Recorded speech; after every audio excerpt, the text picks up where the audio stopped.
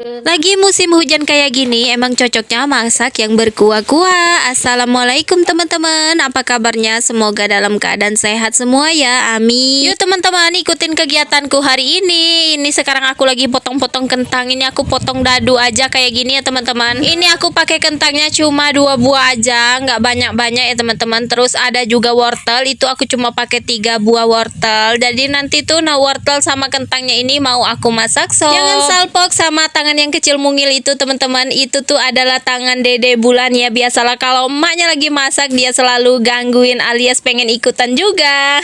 Nggak bisa lihat kamera hidup teman-teman, dia tuh selalu aja pengen ikutan. Ya tapi nggak apa-apa lah, namanya juga kita punya anak balita ya, lagi aktif-aktifnya, nggak bisa dilarang ya teman-teman. Ada yang sama nggak kayak anakku teman-teman, dia tuh aktif banget, jadi tuh nggak bisa diem. Kalau emaknya lagi masak dia ikutan juga pengen masak gitu, anyang-anyangan. Ini udah selesai semua, aku potongin sayurnya buat sop, dan sekarang aku mau siapin bumbunya. Ini tuh bumbunya aku pakai bawang putih, bawang merah, ada juga kayu manis, terus cengkeh sama sedikit lada. Ladanya aku pakai yang biji aja ya teman-teman biar kerasa gitu. Jadi semua bumbunya tadi aku blender dulu. Setelah aku blender bumbu, ini aku mau ngerebus sayap ayam sama cekernya sebelum aku masak sop. Jadi aku mau rebus dulu. Kalau aku masak sop ya beginilah ya teman-teman, ayamnya itu selalu aku rebus dulu, kecuali kalau buat gulai langsung aku onseng sama bumbunya. Tapi kalau buat sop enak direbus dulu biar darahnya itu keluar dulu. Nanti habis direbus baru dicuci kembali. Kembali lagi ke topik, lanjut. Ini aku gonsreng-gansreng bumbunya yang udah aku blender sebelumnya teman-teman. Tapi sebelum aku masak sopnya, ini aku mau angkatin dulu ayam yang aku rebus tadi. Jadi tuh ayamnya ini udah setengah matang ya teman-teman. Jadi darahnya itu udah pada keluar semua, udah ngapung gitu, jadi nggak berdarah lagi. Ini mau aku cuci dulu sebelum aku masukin ke sopnya. Ada yang sama nggak teman-teman caranya kayak aku kalau mau bikin sop kayak gini dulu? Jadi ayamnya direbus terus dicuci kembali sampai bersih. Terus gitu. Fungsinya juga kalau ayam itu udah direbus sebelum di sop, jadi nanti sopnya itu nggak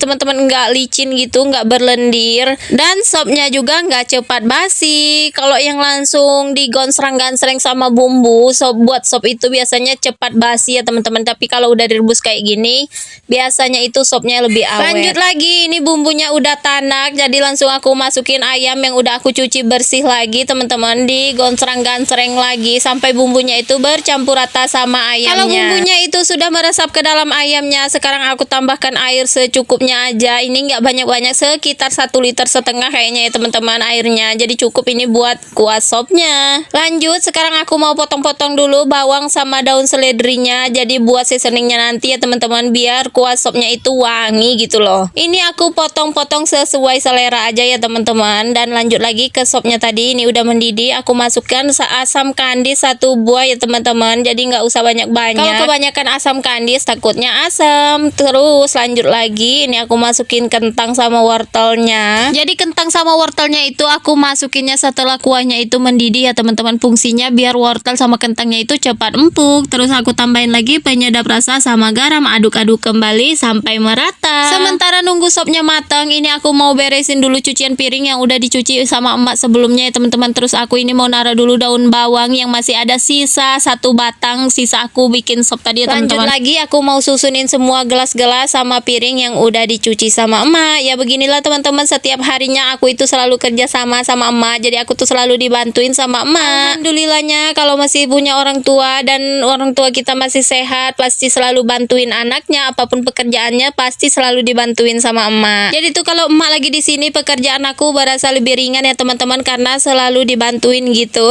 Selesai aku susunin piringnya, ini lanjut lagi aku mau masukin cabai rawit buat taburan di sopnya nanti. Jadi aku tuh nggak bikin sambal ya teman-teman, cukup ditaburin cabai rawit aja. Terus lanjut aku masukkan kolnya, karena ini sopnya udah mateng, jadi masukin aja kolnya ya teman-teman. Kenapa masukin kolnya itu pas sopnya udah mateng? Biar kolnya itu nggak terlalu lembek ya teman-teman, jadi masih ada kriuk-kriuknya. Nanti pas udah mateng kita makannya masih ada kriuk-kriuknya. Dan tak lupa aku tambahkan daun bawang sama seledri yang udah aku potong-potong sebelumnya ya. Ini penampakan sopnya tuh teman-teman seger banget. banget. Di musim hujan kayak gini emang cocok banget ya masak yang berkuah-kuah kayak sop kayak gini. Soalnya di sini tuh setiap hari udah hujan terus teman-teman. Dan kebetulan juga suamiku itu lagi sakit ya teman-teman. Makanya aku tuh masak sop hari ini biar seger gitu tenggorokannya. Dia tuh lagi demam teman-teman, doain ya semoga suamiku cepat sehat kembali. Jadi tadi pagi tuh sebelum aku masak sop ini, aku nganterin suamiku dulu ke dokter buat berobat. Setelah pulang dari dokter baru aku masak, tapi ke dokternya nggak aku videoin ya teman-teman. Dan ini dia hasil masakanku hari ini, sopnya teman-teman. Alhamdulillah udah mateng dan ini tuh seger banget, asli enak banget ya teman-teman. Dan ini juga udah di penghujung video. Terima kasih teman-teman yang udah nonton video aku sampai akhir. Nantikan video aku berikutnya. Sampai jumpa lagi. Wassalamualaikum.